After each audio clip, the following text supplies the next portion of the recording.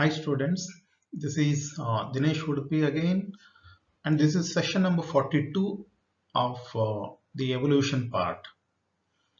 And in this session we are going to study the coloration and mimicry behavior in animals. What is mimicry? When an animal resembles another animal or non-living thing, it is called mimicry.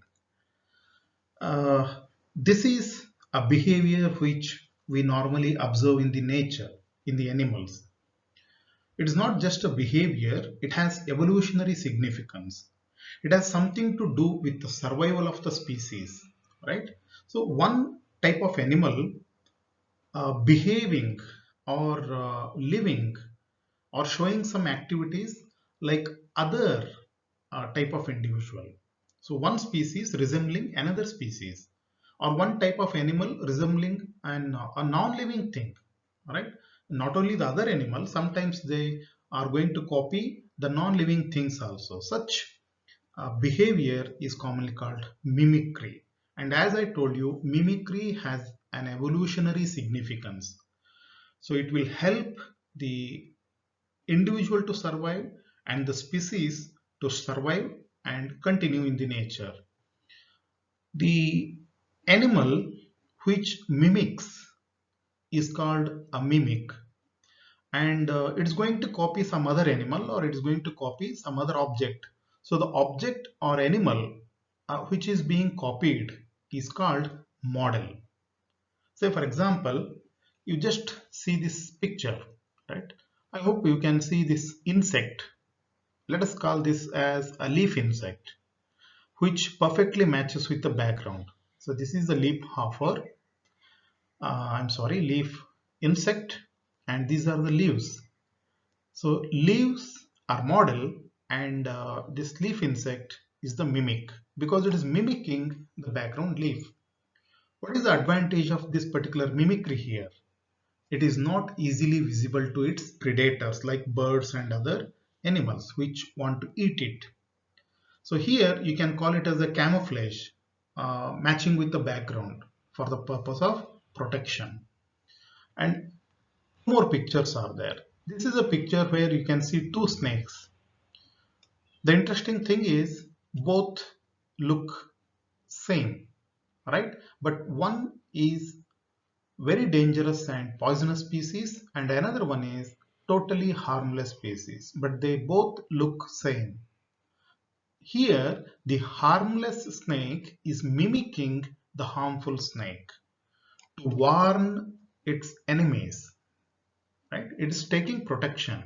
So one animal is behaving like the other animal, and it is showing some characters which is not present in the animal. And one more example is here. This is the reptile, which looks like a leaf, like the insect. Here also you can see the reptile. I don't know how many observed it for the first time. Here is the reptile and these are the leaves. It is a perfect match with the nature, with the background environment, where it becomes very difficult to detect this by its enemies.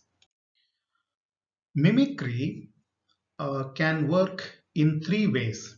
You find three types of mimicry behavior by the animals. One is camouflage. I told you the animals are going to show the coloration which matches with its background, right? The best example I told you, the stick insect, leaf insect, and this reptile, which is simply mimicking its background. Now, camouflage, to remain undetected by the enemies. That is the main intention of the camouflage. So they don't want to be detected by their predators. So it gives protection for these animals. Then aggressive. Now, here they are very conspicuous. The animals can be seen very easily. They are actually advertising themselves that I am here, right? They will show a very bright coloration. They will be having very bright coloration or sounds or behaviors which announce their presence. Now here it is in contrast with the camouflage. In the camouflage, it's like remaining silent. They're trying to remain silent so that they cannot be detected. But here, aggressive behavior is the one where the animal is uh, announcing its presence. Why? Because it's really dangerous. And it is telling that I am dangerous by showing some flashy colors, by making some noise, right? It is warning its enemies that I am dangerous. So beware of me. And sometimes what happens? All harmful members looking same. Here, you just observe these two insects. One is the wasp, another one is the honeybee. Honeybee is also very dangerous because it is having sting. Bumblebees, I'm sorry, the wasps are also dangerous. This is also dangerous and this is also dangerous, right?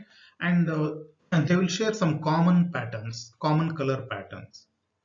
Whenever the enemies, whenever other animals see this pattern, right, they will recognize the pattern as dangerous.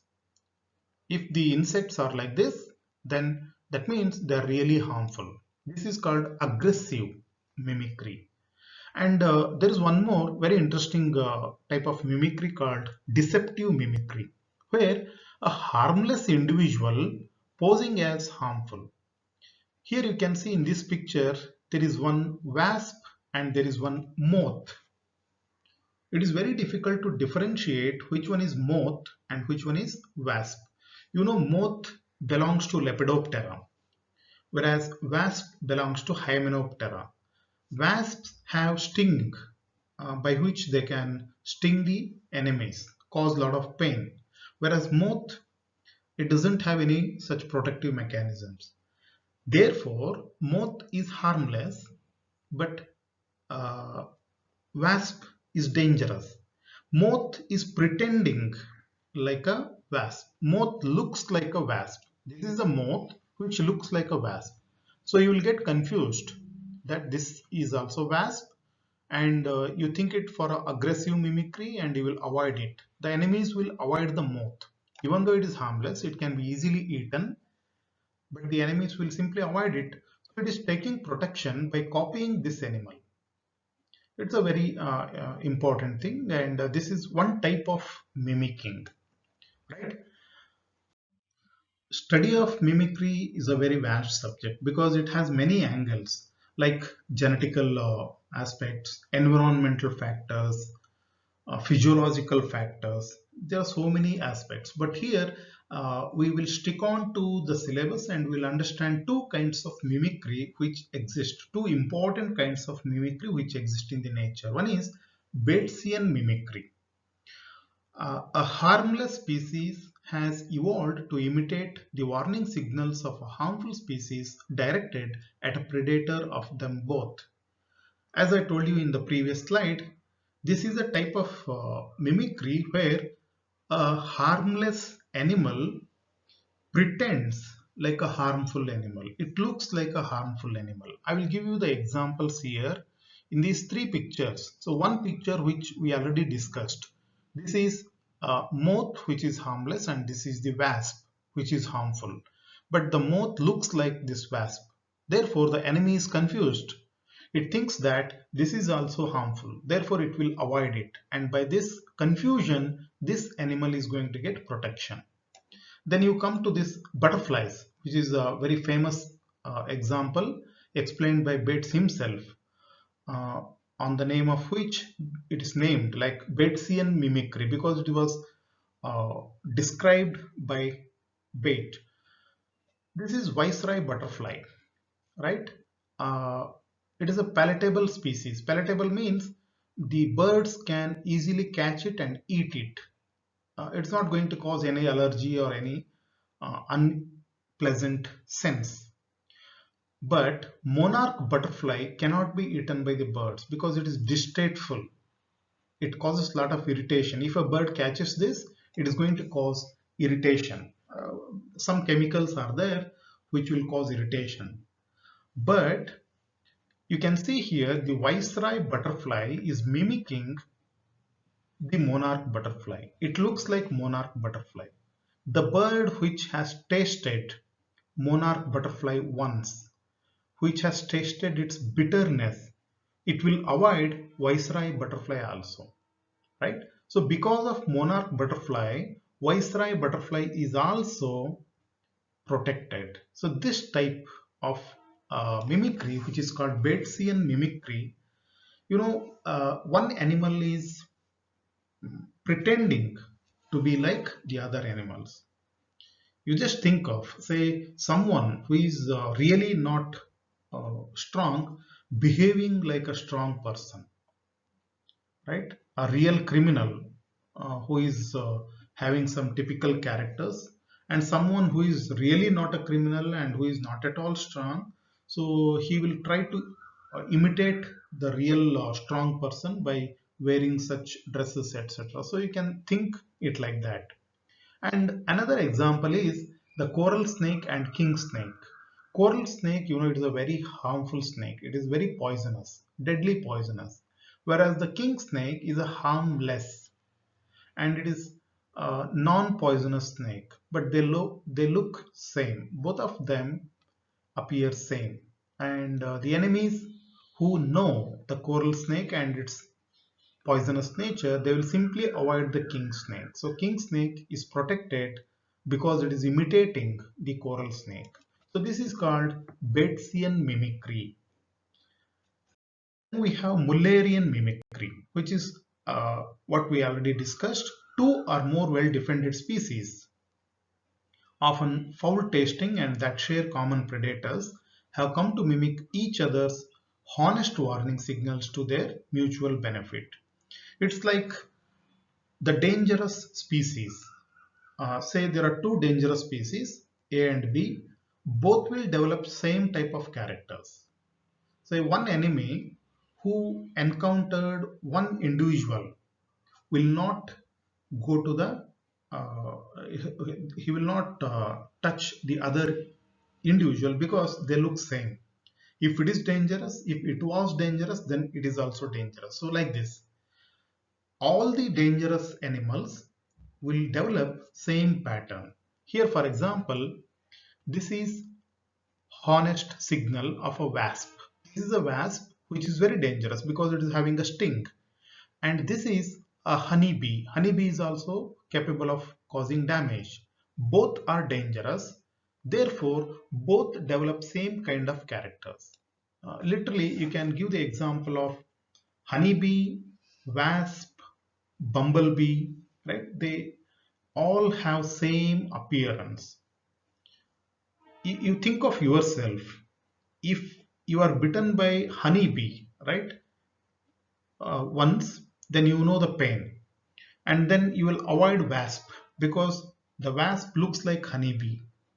And when you see a bumblebee which is also similar to the honeybee and wasp, you will avoid it because if honeybee was dangerous, it is looking same and it may be dangerous, so we will avoid it. This kind of mimicry, here you remember, uh, all of them have developed a common character so that the protection is maximum, right? The enemy need not visit each and every individual again and again. So if it has tasted the danger from one individual, it will simply avoid all other animals which look similar.